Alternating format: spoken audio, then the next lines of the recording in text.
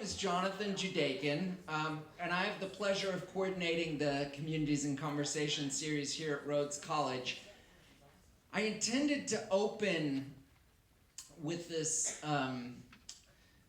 statement about how around 11:30 this afternoon, I noticed that the skies were no longer darkened, and that this for me was a sign that the benevolent forces of the universe were filled with radiance in homage to William Shakespeare, as we will be over the next 2 days. And then at about 5 o'clock, we rolled into Blunt Auditorium, and we had a horrible technical problem, which we have solved. So now I have no idea what the forces of the universe are telling me, but the force of your faces out there on a beautiful spring evening tell me that, like me, you're very much looking forward to the celebration that's going to take place over the next 2 days here at Rhodes. This is all made possible because of the generous bequest of Dr. Iris Pierce, who in 2005 created an endowment so that Rhodes could share her lifelong enthusiasm for Shakespeare in future generations. But if Dr. Pierce made it possible, Dr. Scott Newstock, our resident bardologist and director of the Pierce Shakespeare Endowment, makes it actual.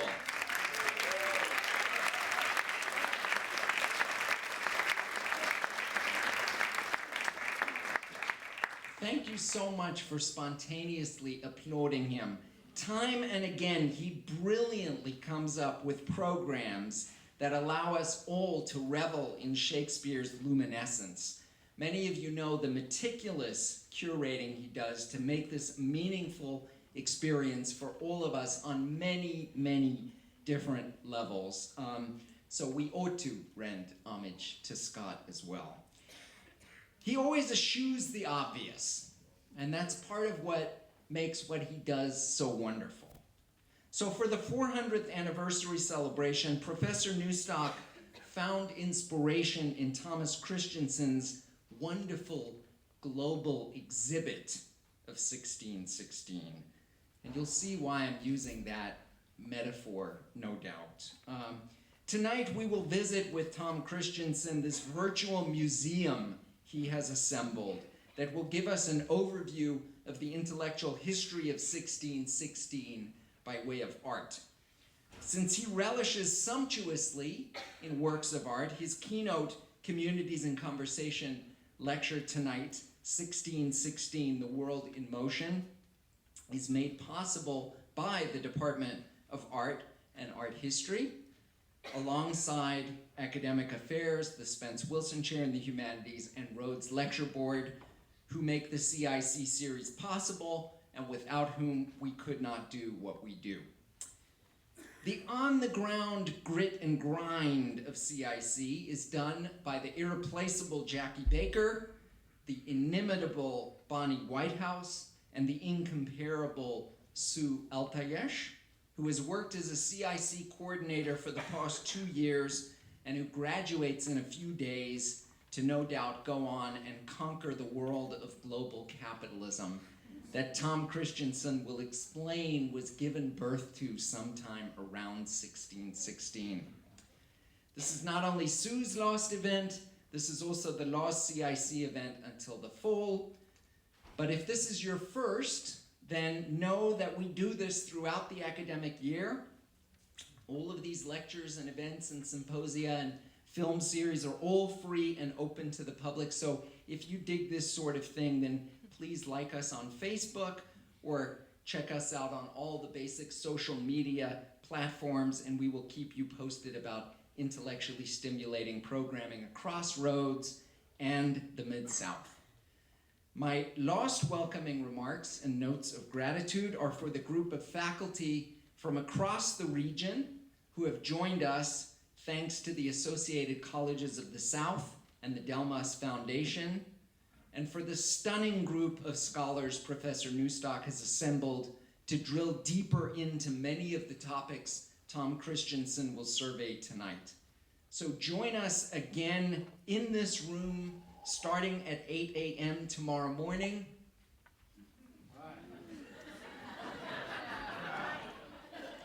Starting at 8 a.m. tomorrow morning for 25-minute lectures all day long.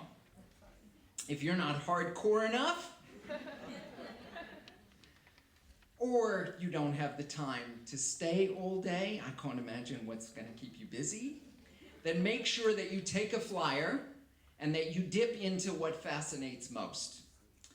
Rhodes's events will conclude with a performance by Gareth Summers of his play 1616, The Secrets and Passions of William Shakespeare, in Hardy Auditorium tomorrow night at 7:30 p.m., but the celebrations continue with Christensen at the Memphis Public Library on the 22nd as part of Bookstock, and Newstock has compiled a list of other Memphis events on the back of the flyer, so please take one of those before you leave. Just to complete my task as Master of Ceremonies this evening, please do what I just did, which is to silence your cell phones, unless you are tweeting, in which case we forgive you. The hashtag is year 1616, that is YEAR 1616. Thomas Christensen's going to speak for about 45 minutes or so. It'll be followed by a Q&A for 45 minutes, and then he will sign copies of the book. Now, I think the best part of these conversations is the conversation. So we want to encourage students to hang out and maybe hang up a hand and participate in the conversation. And we have some CIC swag for the students who do that. So if you ask a question and you're a student, find Bonnie and she will give you your fabulous CIC t-shirt. They're long sleeve t-shirts, so we've only got a few more weeks in Memphis, but they're going to be good for a while. They're yours for joining the conversation. I'll be brief with my introduction of Thomas Christensen so that he may be longer in kicking off the 1616 Symposium. Tom Christensen is an author, editor, illustrator, translator, graphic designer, photographer, webmaster, Mayanist, and a one-time caterer, cherry picker, dishwasher, disc jockey, janitor, jelly bean maker, mattress salesman, and teacher. It's the last part that matters most for us tonight. But you can see from this list that Tom Christensen is a Renaissance man, which is apropos for this evening. He's an award-winning translator, sometimes alongside his wife, Carol, including works by Laura Escoval, like Water for Chocolate, anybody? And Carlos Fuentes, and Louis Ferdinand Céline, among others. He's been an award-winning publisher as well, which he talked to students about this afternoon that was really fascinating, along with his writing. He had written other books before 1616, The World in Motion. After he published it, he published River of Ink, Literature, History, Art. That subtitle is as good a segue as any to tonight's lecture, so please give a warm welcome to Tom Christensen.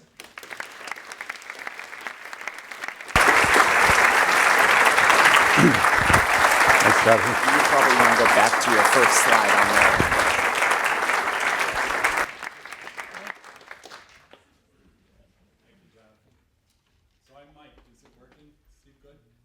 Oh, is this better? Yeah. All right. Great. Thank you for that nice introduction, and everybody at Rhodes and indeed in Memphis has been very welcoming. And thank you all for coming. So This is a really fascinating program that has been put together, and I'm really looking forward to hearing these 25-minute talks tomorrow. I expect to learn a great deal, and so I'm very much looking forward to that. Let's see here. I'll just start with this. This is a picture of a volcano seen from space, photographed by astronauts in the Space Shuttle Endeavour. And what I like about it is it shows, you can see the plume from the volcano, and this volcano in 1994 interrupted air travel, and you can see how local events have far-reaching effects. And you can also see how much of the world is water, or at least it gives you that sense. I think maybe 70 or 80% of the world is water. And the period of 1616, which historians call the early modern period, is the age of maritime globalism. This is the time when the whole world was connected via the oceans, the Pacific Ocean, the Atlantic Ocean, the Indian Ocean. While Jonathan was talking, you saw the cover of my book, and you can see the subtitle. Now let's see, I have dueling things here. Yeah, here we go. The World in Motion. The basic theme of my book is that the early modern world was highly interconnected. And people were moving around and making new and exciting and strange and disturbing encounters with other peoples. Traditionally, we've looked at things, there's been a tendency to study aspects of this world in isolation, and you might study Shakespeare and learn a lot about Elizabethan England and Jacobean England without being aware of things that were happening in other parts of the world which were very much affecting Shakespeare and his time, and there's a reason why his company called one of their theaters the Globe. The globes and globalism were very much in the air, not only in England, but around the world at this time. And I think one of the really innovative and exciting things about this conference that has been put together is that it goes beyond just looking at Shakespeare in isolation, and it makes connections with different disciplines and different cultures. And that, to me, is very exciting. So I have a very modest aim tonight, which is, as I said, my main theme is that how interconnected this world was at this time. And so I'm just going to kind of do a 6 degrees of separation and see if I can start with my cover image here and kind of follow connections and go all around the world. So what I want to do is just give a kind of a panorama of the world of 1616 to serve as a kind of a context for the sessions tomorrow, which will look at things in much more detail. Here you can see this is a painting by a Mughal artist named Abul Hassan.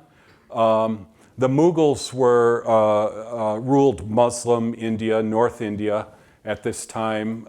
They traced their lineage back to Timur, who in England was known as Tamerlane. This is the Mughal emperor Jahangir. And it's a very interesting image, which I chose partly because it kind of shows all these connections. So Jahangir is shooting an arrow through the decapitated head of this man, a black man, who was the prime minister of a sultanate in central India, the Deccan region of India.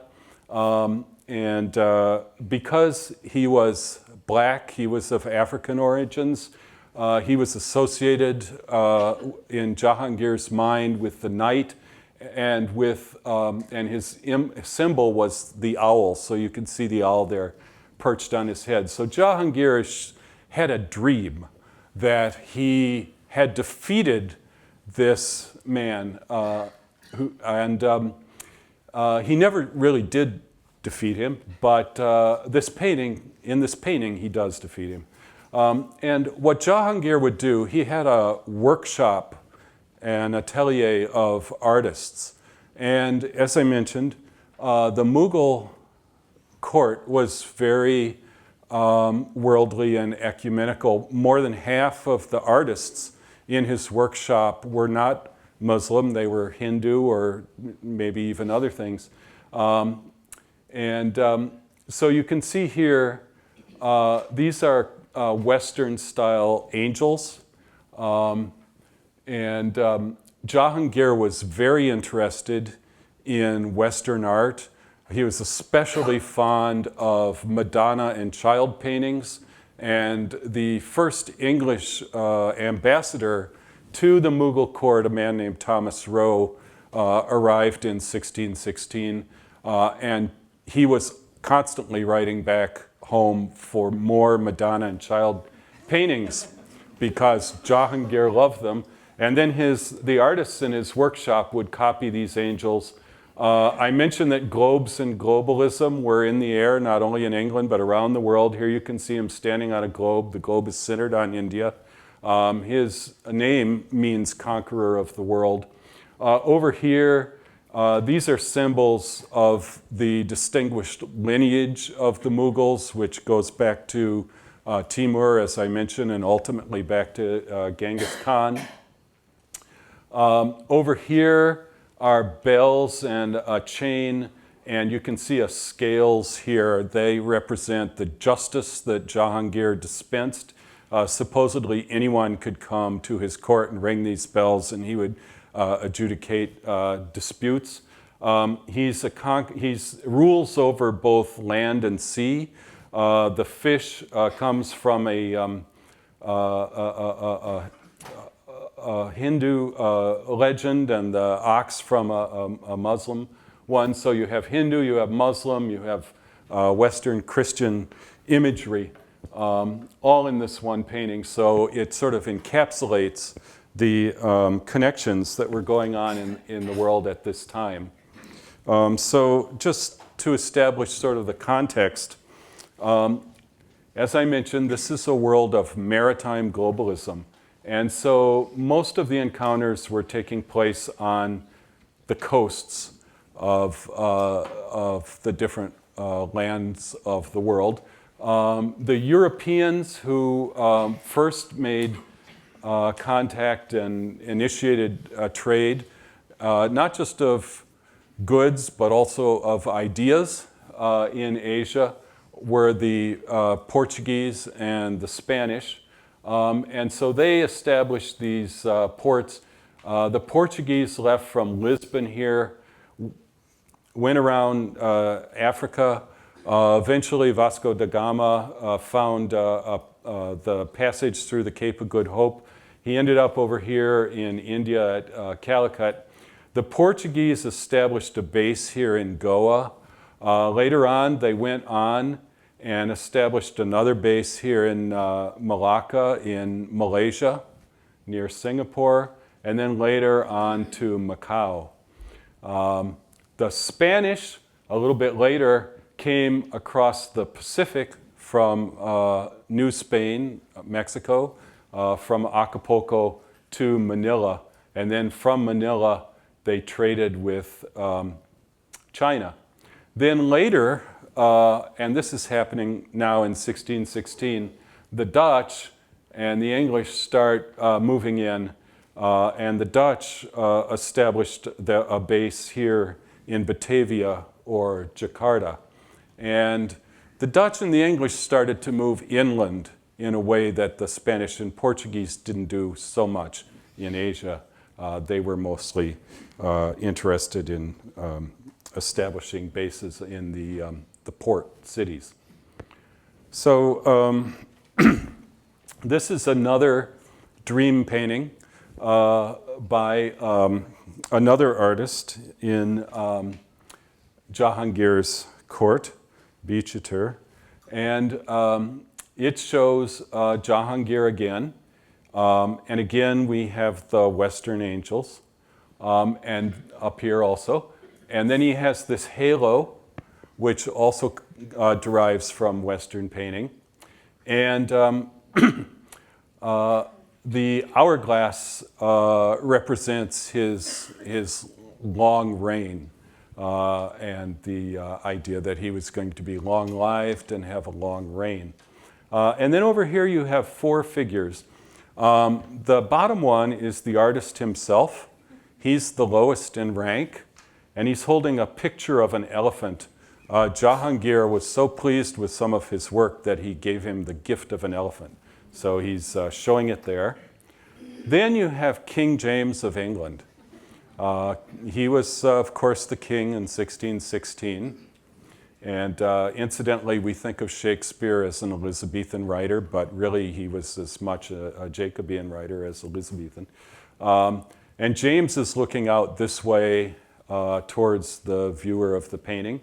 Then you have an Ottoman sheikh. Now, the Ottoman sheikh is smart enough to look at Jahangir and realize that he's the most important guy. But Jahangir is not looking back at him. Instead, he's looking at this Persian sheikh. And so this painting expresses the idea that Jahangir is not so much interested in worldly things as in spiritual things. So how did his artists know what this image of King James should look like? It's copied from a painting by a Dutch artist named John de Crits, who worked in London for King James and his court. So they had this painting by John de Crits, and they copied it, Bichitur copied it for this painting. So a connection we can make here, this is another painting probably by John de Crits. And this shows a woman named Mary Roth, who produced the first published novel by a woman in English, a long work called Urania. It has a longer title, but we can call it that. And she is posing with a theorbo, something that's like this giant stringed instrument, which represents her wealth and her artistic sensibility. She can afford such a fine instrument, and she has the sensibility to play it. Unfortunately, in 1616, her husband died. They had an unhappy marriage.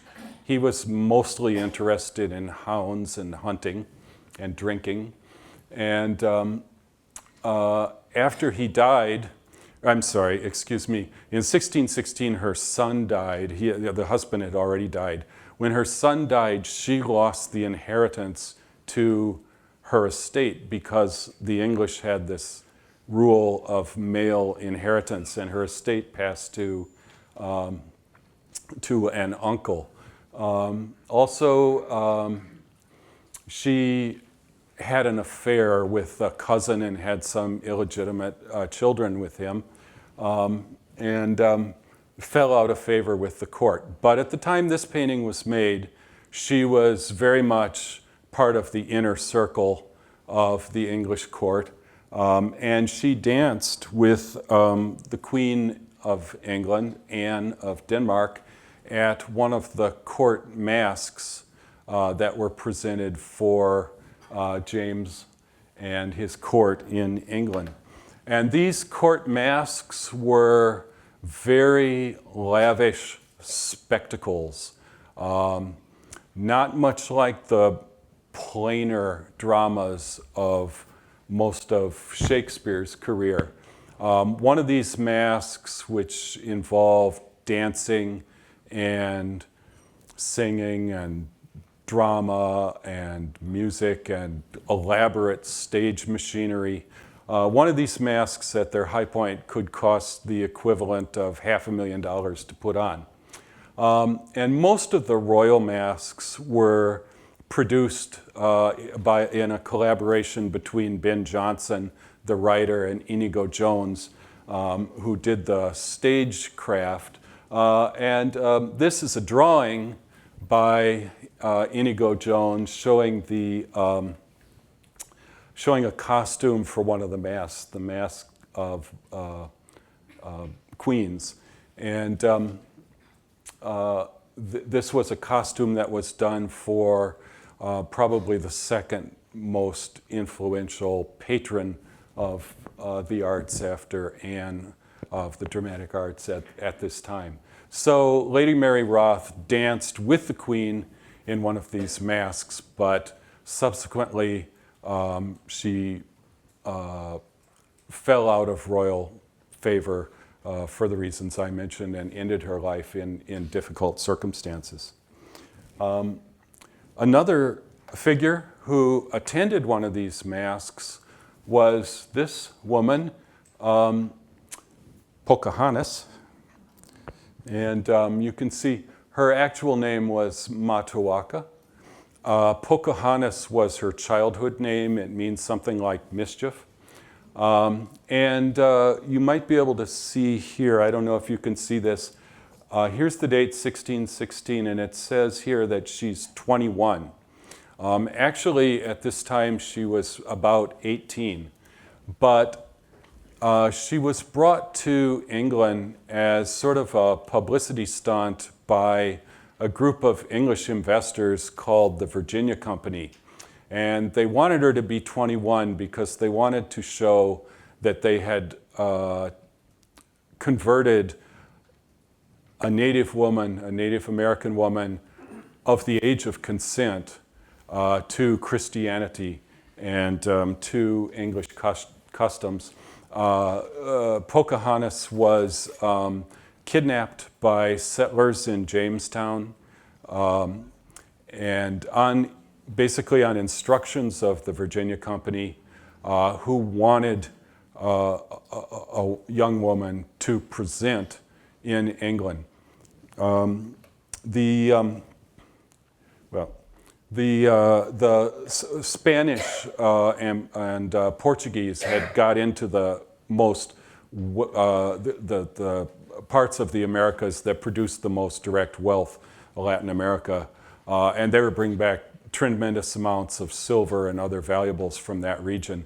The English, getting into this whole thing a little bit later, all they had left, the only part that was available to them was the North American Atlantic coast, and there wasn't a lot of wealth to extract from it, so they created this settlement in Jamestown. It wasn't bringing back much money, so the Virginia Company, in an effort to bring in more investments for their Jamestown project, brought Pocahontas to London and paraded her there. And she attended a masque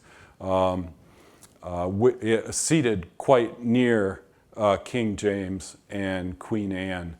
And it must have been an extraordinary thing for this young woman who grew up in the green woods of near Jamestown to be in this smelly, noisy city of London and seated next to the king and queen and watching this extremely elaborate production.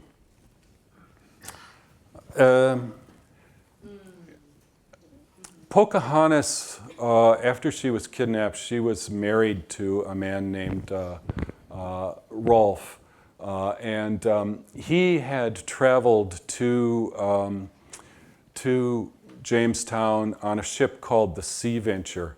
The Sea Venture, on its way to Jamestown, was caught in a hurricane and crashed on the reefs of Bermuda. And one of the passengers on board this ship, a man named William Strachey, wrote a very exciting account of this event. Amazingly enough, all of the passengers survived, and in Bermuda, they were able to build new ships and continue on to Jamestown, and that's where Rolfe met Pocahontas and married her. But this sea storm, this wreck of the Sea Venture, is thought to have informed Shakespeare's *The Tempest*, which was his last solitary work without a collaborator. This is an image from the 1709 Low Shakespeare, which was the first illustrated Shakespeare. And it's kind of funny, these dragons here remind me very much of the sort of thing you would see in Chinese art. I don't know if if there's any kind of influence there or if it's just a coincidence. So this is the world of the Americas at this time. So England was, Pocahontas traveled from Jamestown to London. But as I mentioned, the Spanish and Portuguese had got to Latin America first. And so there was this extensive trade network. For the first time, really, the Americas are connected both to the Western world, Africa and Europe, and to Asia. And there was regular traffic across both the Pacific and the Atlantic. In 1616, a Dutch sea captain found a passage around Cape Horn at the bottom of South America. Previously, ships had passed through the Straits of Magellan, but they're very narrow and perilous. So now it was easier for ships to, although not easy, but easier for ships to get from the Atlantic to the Pacific around Cape Horn. And so now you start to have the Dutch and the English coming in here and raiding some of the coastal cities and doing some piracy and so forth. But for the most part, the Pacific was known as the Spanish Lake, and the Spanish controlled it pretty completely. So they would come from Seville to Veracruz on the east coast of Mexico. Then there was a land route through Mexico City to Acapulco, and from Acapulco they would travel on great galleons, these large ships that weighed 1,000 or 2,000 tons, to Manila. And then in Manila, they would transport silver from the Americas to China, where the silver was used as the official currency in late Ming China at this time. And then they'd bring back luxury goods from China, mainly silks and other things. On the north coast of Latin America, Cartagena was the main slave city, Spanish slave city at this time. And down here, Potosi in current Bolivia, called Peru then, was a very important place indeed, because there was a mountain there called the Cerro Rico, which produced enormous quantities of silver. And the world of 1616, the economy at this time was a silver-based economy, and about 80% of the world's silver was coming out of the Americas, most of it from Potosi, a little bit from Mexico. So that was a very important place indeed.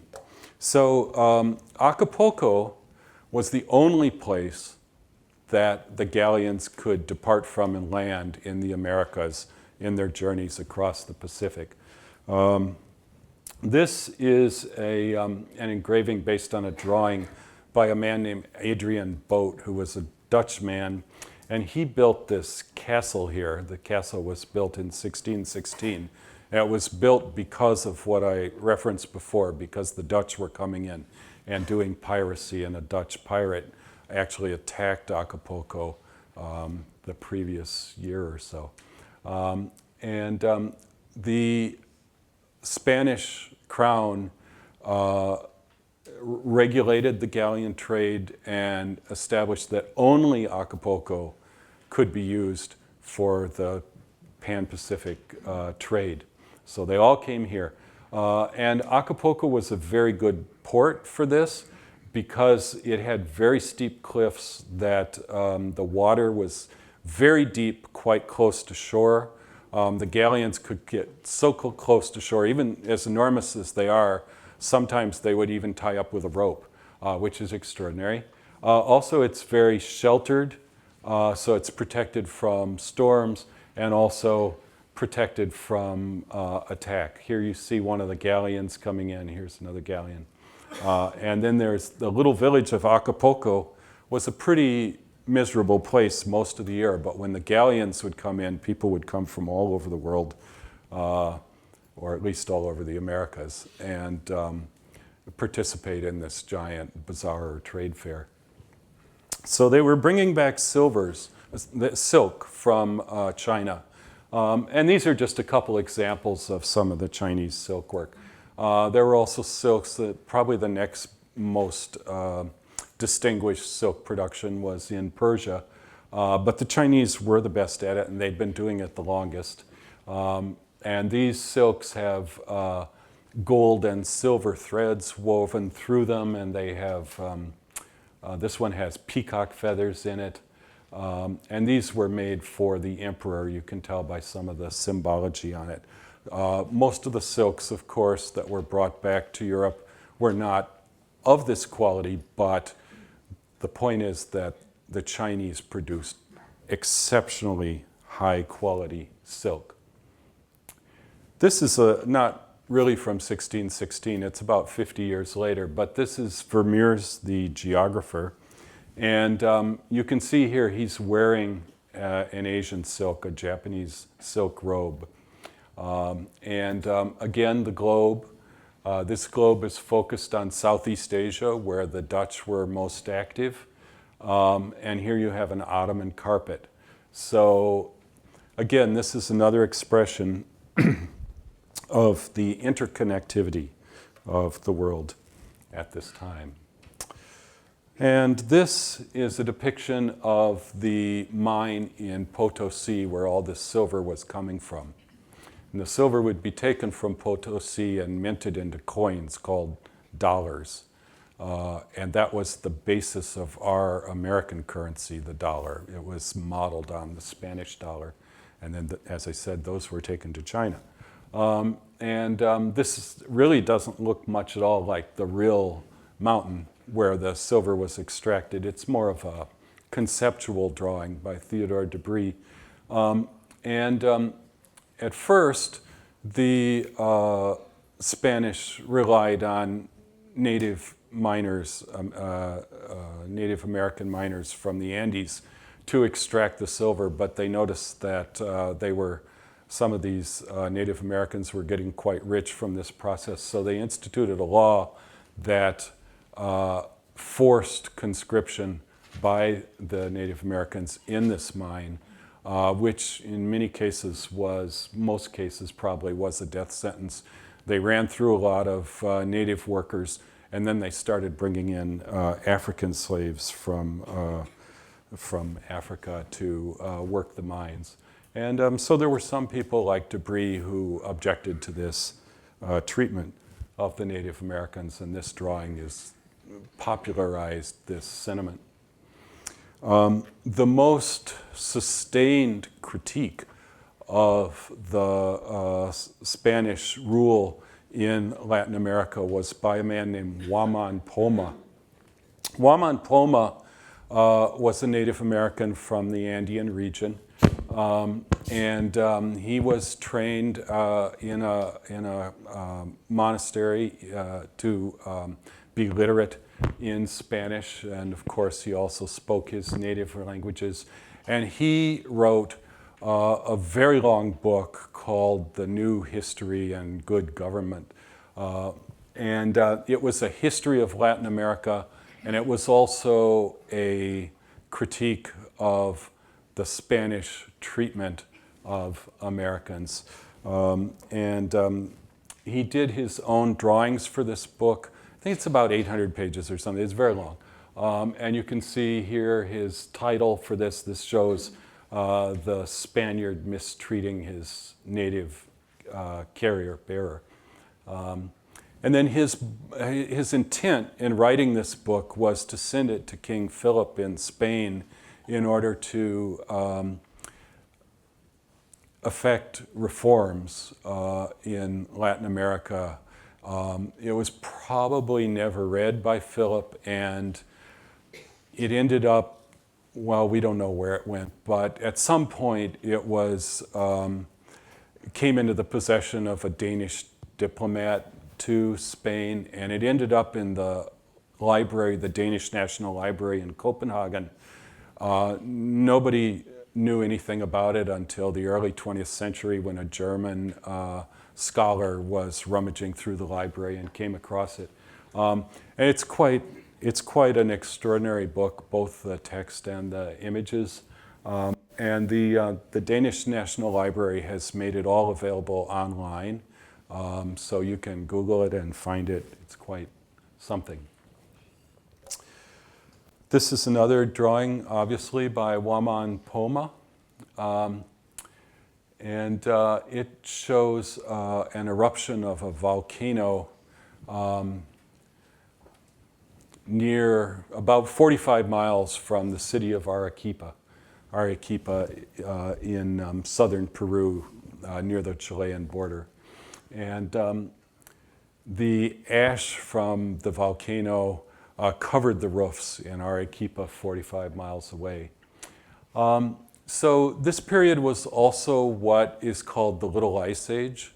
The exact beginning and ending dates of the Little Ice Age are, there's not much agreement about it. And as far as I know, it's not well understood what caused it. There were changes in forestation, there were changes in population that probably contributed. But certainly one thing that was a factor was volcanic eruptions. There was a big eruption in the Philippines, and then this Huayna Putina volcano in Peru, Chile, was almost equal in size to Krakatoa, the famous eruption in the 19th century. So it was said that over much of the world there were no shadows. I mean, especially hard hit was Russia, where there was great starvation and hardship. So I'm going to take a little side trip from our tour around the world here and talk a little bit about the Little Ice Age. One of my favorite artists from this time, and this painting we don't know exactly when it was made, but it could well have been made in 1616. It was probably sometime between 1610 and 1620, is by a man named, called the Mute of Kempen, Hendrik Averkamp, a Dutch artist who was mute and probably deaf as well. This period is also called the Age of Religious Wars, and there was constant fighting, especially in Europe, where the 30 Years' War would soon break out, which was the most devastating conflict in Europe prior to World War II. And there was also religious fighting elsewhere in the world. But there was a brief kind of interregnum at this time, and so people were able to go out on the ice and enjoy themselves without having to worry about being attacked in Holland, in the Netherlands. And so Hendrik Averkamp painted these marvelous ice scenes. Here's another one. Here, this is a group of people playing Colf, C-O-L-F, and it's a forerunner of golf. And the idea is to hit a ball and send it across the ice to hit a goal or to see who could hit it the farthest. And over here you see some fishermen, that's his axe to cut a hole in the ice and the net. And they're just standing on and watching.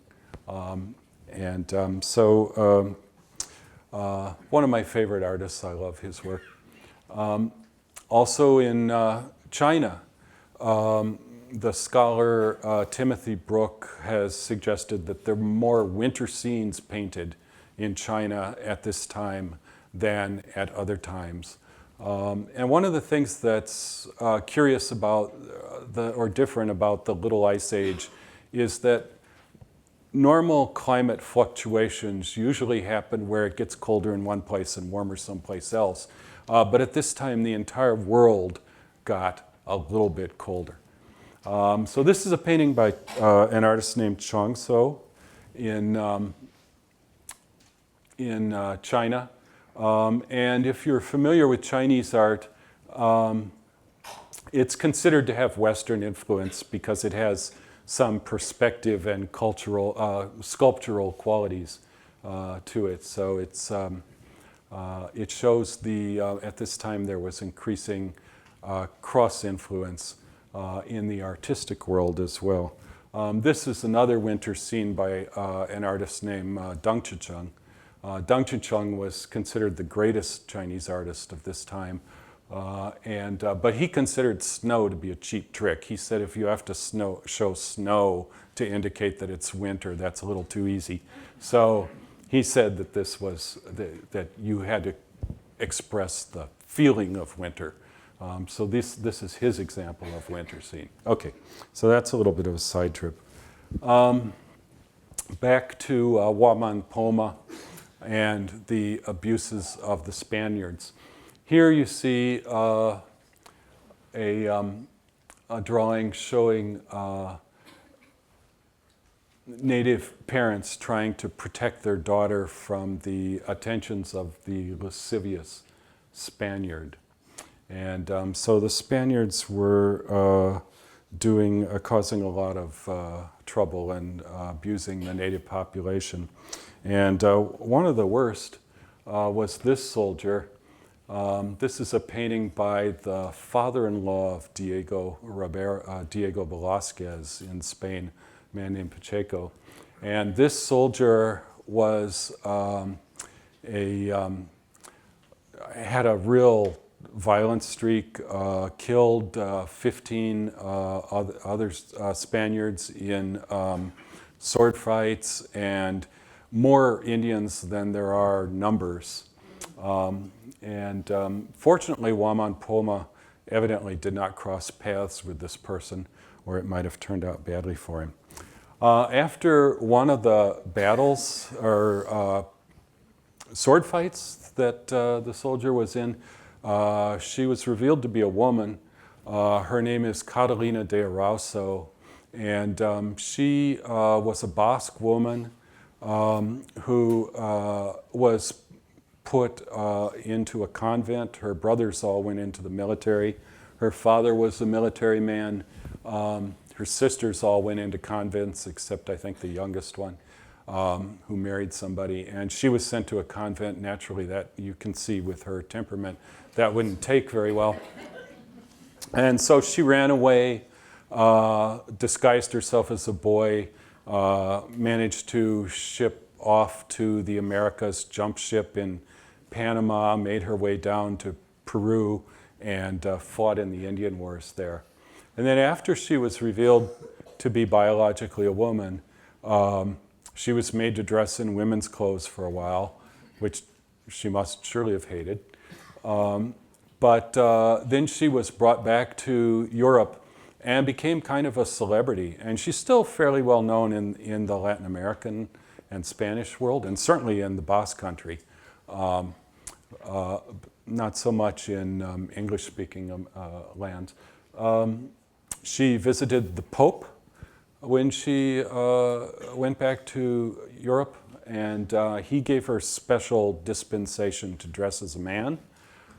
She visited the King of Spain, or if not visited him, at least she got a document from him that gave her an annual pension. But eventually she got tired of it there and came back to the Americas and worked as a muleteer at the end of her life in Mexico on that road that I talked about before between Veracruz and Mexico City. I mentioned she was well known in Latin America. This is the great sort of Mexico's version of Hollywood, famous actress named Maria Felix. She was married to Agustin Lara, if you know Agustin Lara, the Veracruz musician who's wonderful. So this is a film called The Lieutenant Nun. Because she had, Catalina de Eraso had been in a convent. She wasn't really a nun, but she'd been in a convent. She was a lieutenant, and we know that because we have documentation awarding her that rank. So she was known as the Lieutenant Nun, and this is a movie called The Lieutenant Nun. And the premise of the movie is that you cannot tell that's a woman. Because of her very effective disguise as a man. While she was in Europe, she met this man. His name is Pietro della Valle. He was an Italian aristocrat who had an unhappy love affair. He courted a woman for 12 years and then was turned down. Along the way, he had a few illegitimate children by other women, but his first thought was he'll kill his rival. No, he'll kill himself.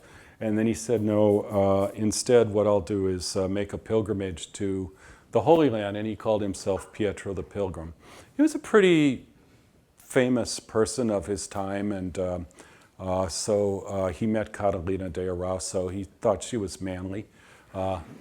He thought she resembled eunuchs he'd met in Persia.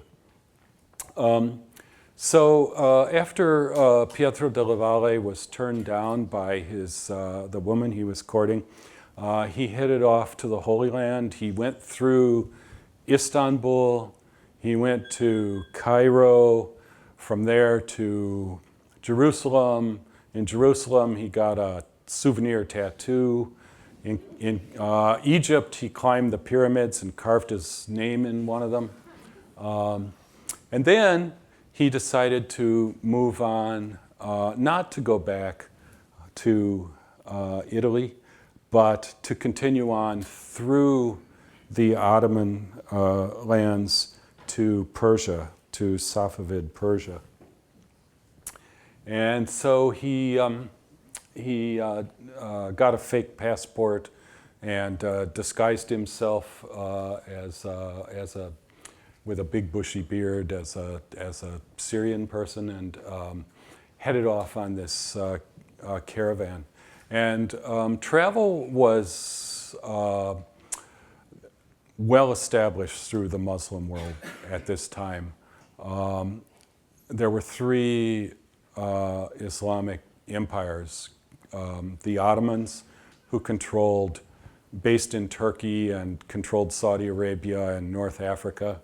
The Persians, the Safavid dynasty in Persia, and the Mughals, who we talked about before in North India. And one of the pillars of Islam is that if you're able to, you should make a pilgrimage to Mecca. And partly for that reason, that's called the Hajj, partly for that reason, there were very established caravan routes through the whole region with pretty comfortable stopping places at intervals along the way. Also, all the trade, before the age of maritime globalism, east-west trade was along the Silk Road, so there were also trade routes across from the Ottoman lands all the way to China. Most people didn't go all the way, but it was more like passing the baton. So here he is joining this caravan, and so he he ends up in Baghdad, and in 1616 he marries this woman named Maani Giarida, as he called her, and she was a Cistercian Christian woman. Iraq, present-day Iraq at that time, still had a fairly substantial Christian population. At one time, it was predominantly Christian, but after the rise of Islam, after Muhammad in the 600s, Islam just burst on the scene and spread extremely rapidly through this region.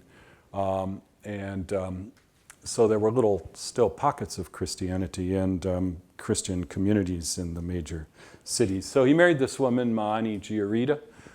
She was an accomplished linguist. She spoke about 7 languages. And Pietro della Valle would travel for about 12 years through the Muslim world, with most of the time with his wife, Maani, and she helped him a great deal. She was a great resource and partner in their travels. From Baghdad, he headed to Persia, and this man, Shah Abbas, established the Persian capital in Isfahan around this time, and so he went to Isfahan. The great rivalry for a long time had been between Christian Europe and the Ottoman Empire, and I think if the maritime globalism had not happened, the Ottomans would probably have overrun Europe. They got very close. They got to Prague. There was a great battle, the Battle of Levanto, where the writer Cervantes distinguished himself and was injured.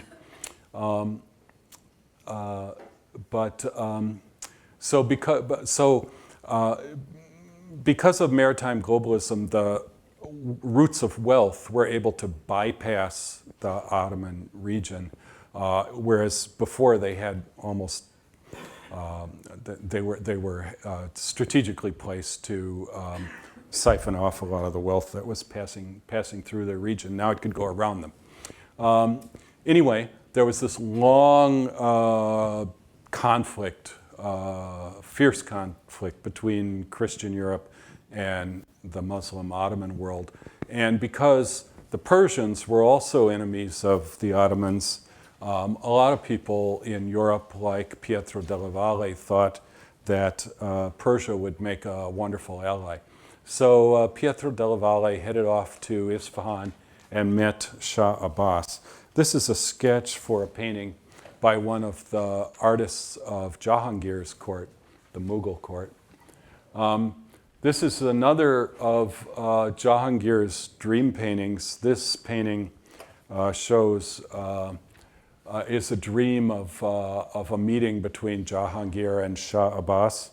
The Persians and Abbas established this style of the drooping mustaches, which Pietro della Valle also affected when he was in Persia. And so Jahangir dreamt of having this meeting with Shah Abbas and great friendship between the two great Muslim powers. And Jahangir is standing on a lion over India, and Shah Abbas on a lamb over Persia. And Jahangir, with his halo and his angels, is much bigger and more imposing. So it's a wonderful piece of visual propaganda expressing friendship between the two powers, but making it clear which was greater. Here's Shah Abbas again. Here he is in a leisure moment with a page boy in his court. And this is a representative painting in the Persian style at this time, and it shows actually Chinese influences as well as European influences. So once again, the interconnectivity of the world at this time. Here's another painting from Jahangir's period in Persia. This is by Risi-i Abbasi, the greatest Persian painter of this time. And it shows a European man giving a drink of wine to a dog. And he's a sort of a silly-looking fellow, but expresses the fact that there were a number of Europeans who had reached Persia and were communicating with Persians in Persia at this time. And one of them was this guy, Robert Shirley. There were 3 Shirley brothers, and they were all adventurers who dreamt up these preposterous schemes and engaged in privateering and piracy, and most of it didn't come to much. The oldest one ended in debtor's prison. His name was Thomas Shirley. The next one, Anthony, was caught by the Ottomans, and then he went to Spain and became an admiral in the Spanish army through quick talking, even though he had never sailed, commanded a boat. He did not turn out well, and he too ended up in difficult circumstances. The most effective of them was the youngest one, this one, Robert. So Anthony and Robert went to Persia, and they had, like others, this idea of establishing some kind of alliance with Persia. And then Anthony didn't like the way things were going, and he headed back to Europe as claiming to be an ambassador from Persia. And he left Robert behind, telling Robert that this was a sign of the esteem in which Robert was held by the Persians, when in fact he was being left behind as a hostage. And he sent back to Europe some very moving and sad letters complaining about his condition. But eventually he acclimated and did quite well, and in fact became an ambassador for Shah Abbas. Shah Abbas had some hope of an alliance with Europe, with Spain in particular, and other European countries against the Ottomans, although I think he was realistic enough to realize that this probably wasn't happening. But the Spanish ambassador was constantly assuring him, oh yes, we're just about to attack, and it never happened. He married this woman, Teresia, in Isfahan, and together they were sent by Shah Abbas to tour Europe and represent Persia as Persian ambassadors. So Robert is dressed in Persian style, and he made quite a splash in Europe. People were very impressed by the figure he cut, and it also advertises the products that Persia was selling. And then Teresia is dressed in Western style, and she carries a pocket watch and a pistol. And the pistol is because supposedly on 2 occasions during their travels, she saved Robert's life with that pistol when they were being attacked by bandits. She was a strong woman, and after Robert died, she ended up living in the Trastevere in Rome and doing charitable works there. So they traveled up through, they actually went through Moscow in order to bypass the Ottomans, and then back down through Europe, and ended up at one point in Prague, where they met Rudolph II, the emperor, the Holy Roman Emperor, the Habsburg Emperor, the Eastern Habsburg Emperor. Rudolph was kind of a strange guy who was described as speaking in an inaudible monotone a lot of the time, and but he was very interested in the occult sciences, and John Dee, the English occultist, ended up in his court, and he was interested in alchemy and all these different things. This was his favorite portrait of himself, which I guess he thought was a good likeness by Arcimboldo. So Robert Shirley met with him. Around this time, there were 3 Rosicrucian manifestos that were published, and the Rosicrucians were very interested in sort of occult forms of knowledge. And this is an illustration. This is the sort of thing that was going on in Rudolph's court. The first manifesto was called the Fama, and here you can see the word Fama. And then here in the window of this winged and wheeled building are some alchemists doing alchemical experiments. Maybe, and I think William Newman will talk about English alchemy tomorrow. But also along with this esoteric knowledge was more what we would think of as scientific investigation. This is Johannes Kepler. He was a mathematician who became attached to Rudolph's court in Prague, took the data that had been accumulated by Tycho Brahe, the Danish astronomer who had a giant observatory in Denmark before he moved to Prague and joined Rudolph's court. And at this time, occult knowledge and scientific knowledge were not clearly separated. I don't think Johannes Kepler, who discovered the 3 laws of planetary motion, he was searching for the harmony of the world. I don't think he much believed in astrology, but he spent his final years doing astrological forecasts for a general in the 30 Years' War. And he corresponded with, in 1616, Kepler's mother was accused of witchcraft. And because he was an influential person close to the emperor, he brought his influence to bear on this court case, and eventually his mother got off. And at this time, this is a time of all the witch trials in Europe. I think there were there's a lot of dispute about the exact number, but there were more in Europe than elsewhere, and there were a lot of them.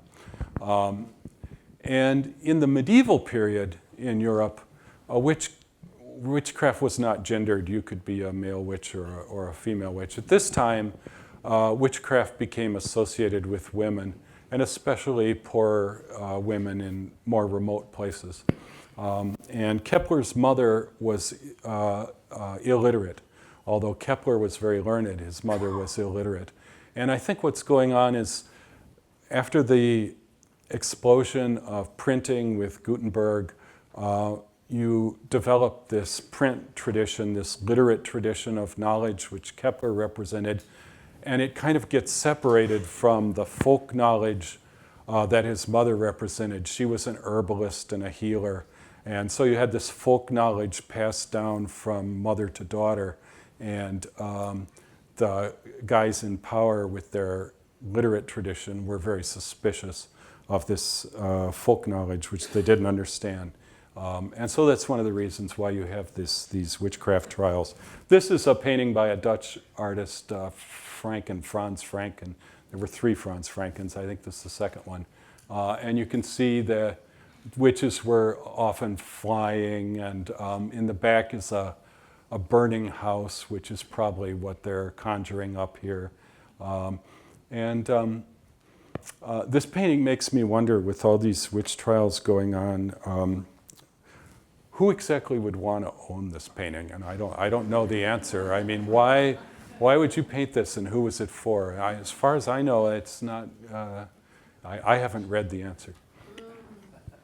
Kepler corresponded with Galileo, and in 1616, Galileo was called to a meeting with the Pope because he was teaching Copernicanism. These are drawn, and actually there are reproductions of these in your library as part of the 1616 exhibit over there.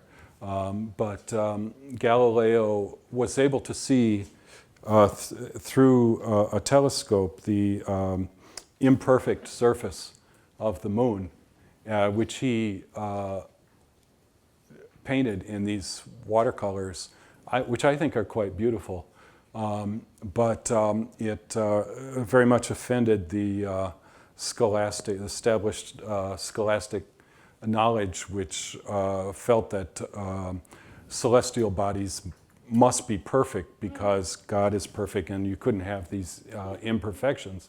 But the Veneto still today is one of the world's greatest places where glass is made, glasswork.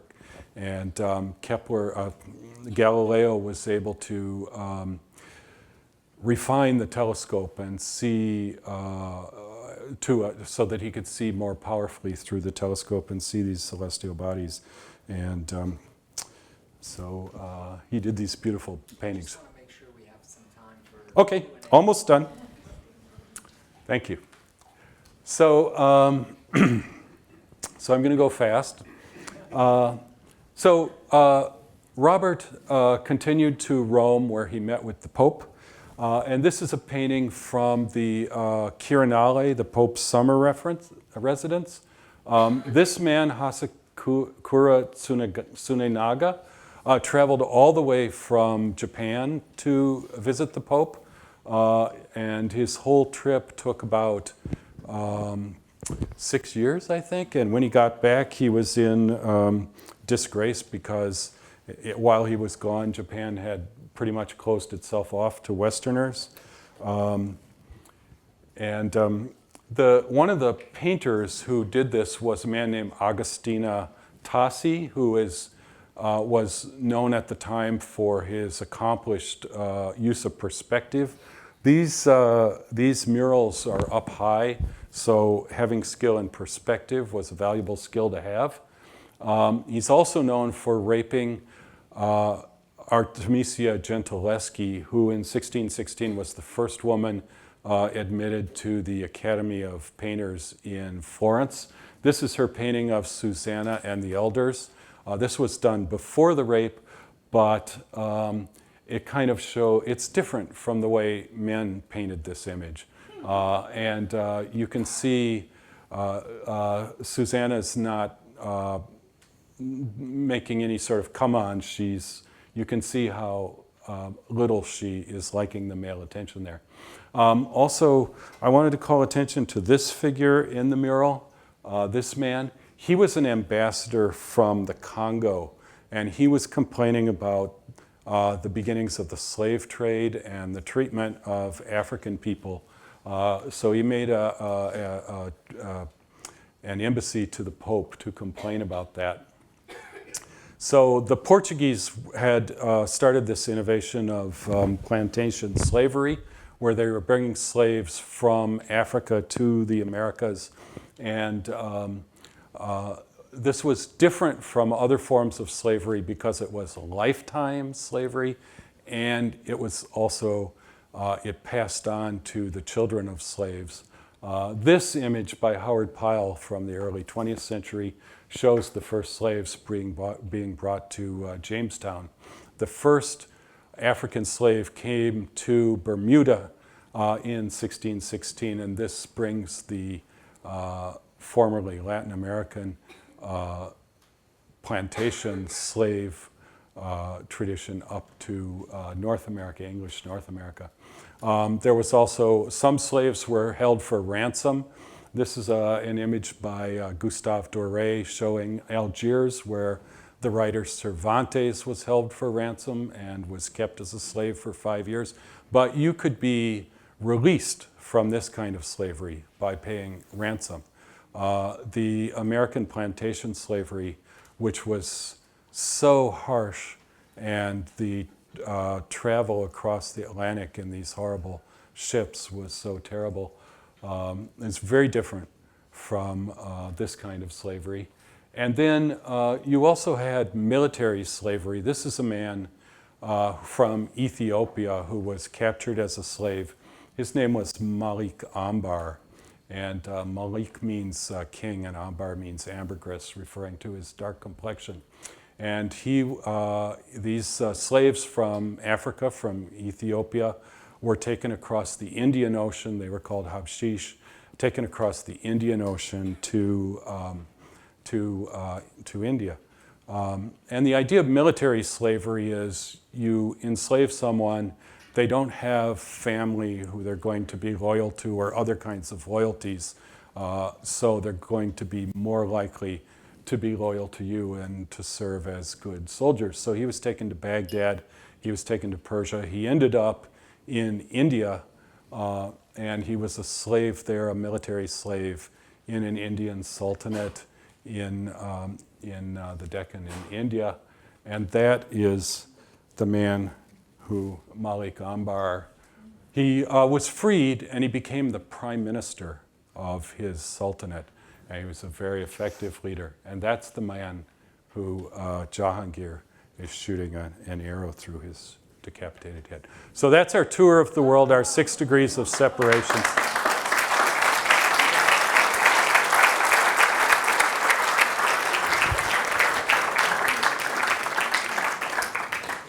Just a kind of... Time for questions.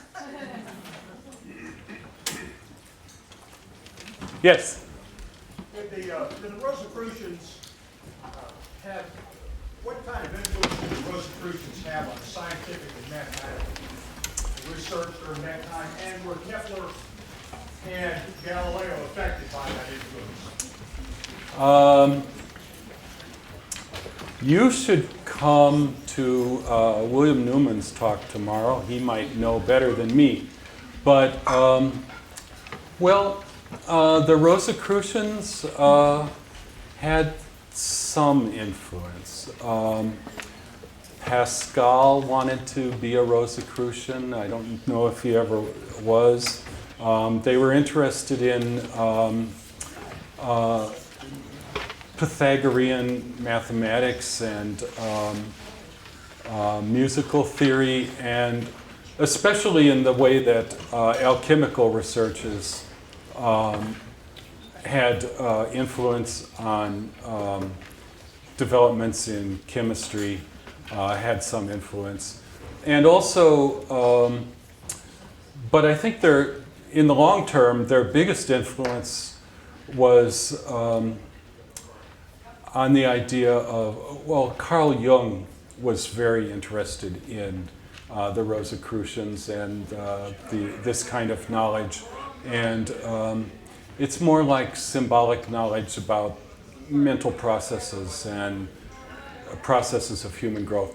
As far as Kepler, he was not very sympathetic to Rosicrucians, even though the Rosicrucian movement came out of the University of Tübingen, where Kepler himself studied about 10 or 12 years prior. But he was not very sympathetic, no. There's some questions down here. Yeah. On the left in the white. Yes.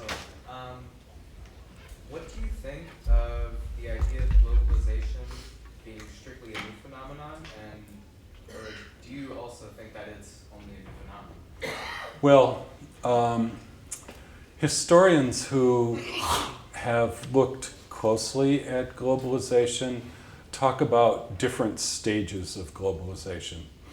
I've talked about early maritime globalism in the sense that there was connections between all the inhabited parts of the world in 1616. They missed Hawaii. They didn't have much to do with Australia, but otherwise everything was connected. Historians call this, it's sometimes called incipient globalism. And what we have today is a little different because today you have much more integration of economics and politics and other things between the different countries.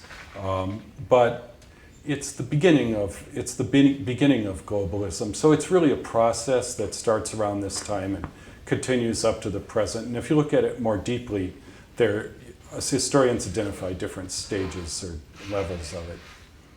Yes? Why was slavery so popular in Cartagena? Oh, well, it was just like any kind of market, you have a marketplace. And it was convenient because it was a great, easily accessible coastal city.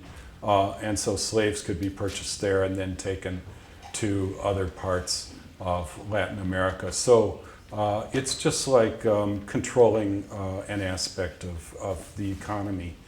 It's not particularly anything about Cartagena itself. It's just this happens to be where they, and there were other places where slaves were traded too, but this was the main one. Yeah. Yes. You mentioned Mughal painters, Dutch painters. Uh-huh. You mentioned Mughal painters, Yes. Dutch painters. Did anybody try to compare imagery we see in the Mughal paintings and on the canvases of Dutch painters? For instance, I see on the Dutch canvases this joyful crowds, skating, ladies, merchants, some lords. But on the other hand, the images you showed, Yes.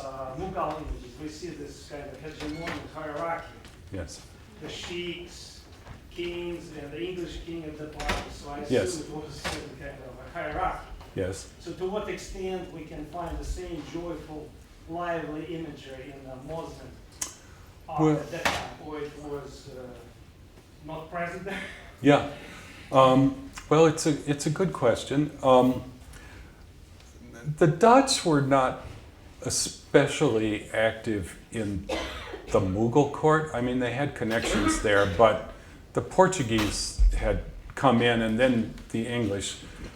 In Dutch painting, what you tend to see more, and it has to do with, I guess, different artistic traditions in the different countries. In the Mughal tradition, there's this tradition of symbolic painting, dream painting. In Dutch painting, what you tend to see as a manifestation of this era of globalism is more like what I showed in the Vermeer.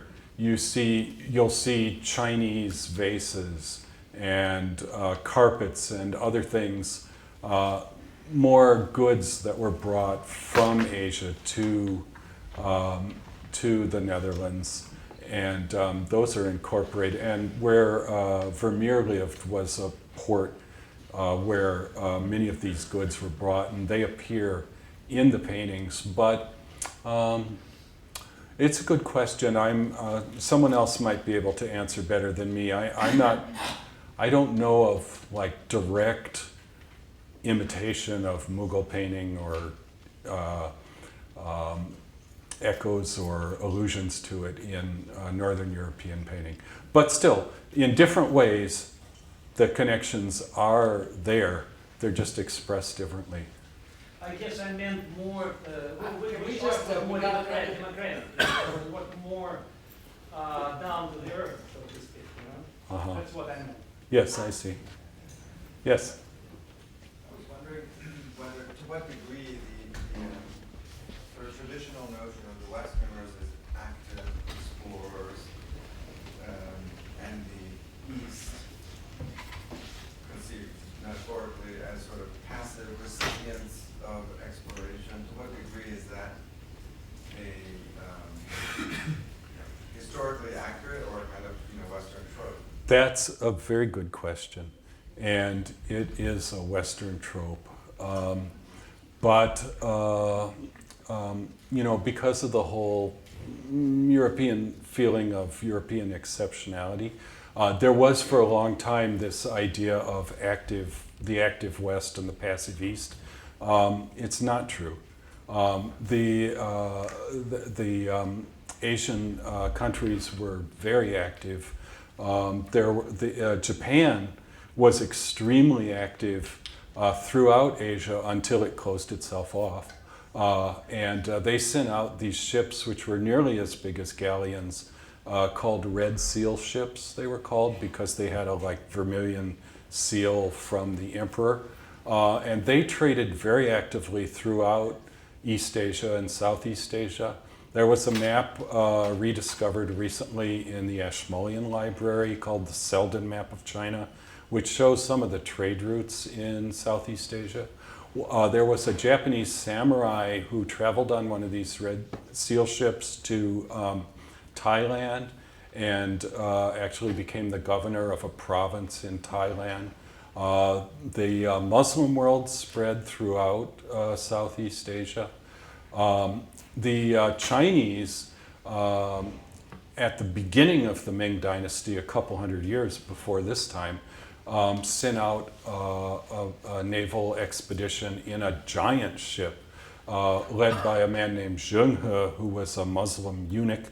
And he led this naval expedition all the way to Africa, and he brought back things like giraffes and so forth for the emperor's court. And his ship was dwarfed galleons. I mean, it was many times larger. And they were very active, but the Chinese decided that really none of these other places were quite up to their standards. And so they just scuttled the whole program. And by this time, there was the official maritime activity was not substantial, although there was unofficial activity. No, that is a Western trope which has no basis in reality. Yeah.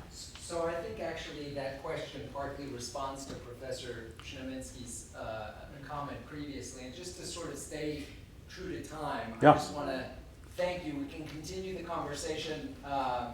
Tom Christensen's going to be signing books outside. Again, we're going to be drilling into all of these topics that have come up tonight. Slavery, science, the role of women, globalism, globalization in much more detail tomorrow. So please grab one of the sheets, come and join us tomorrow for what you can. Please thank Tom Christensen.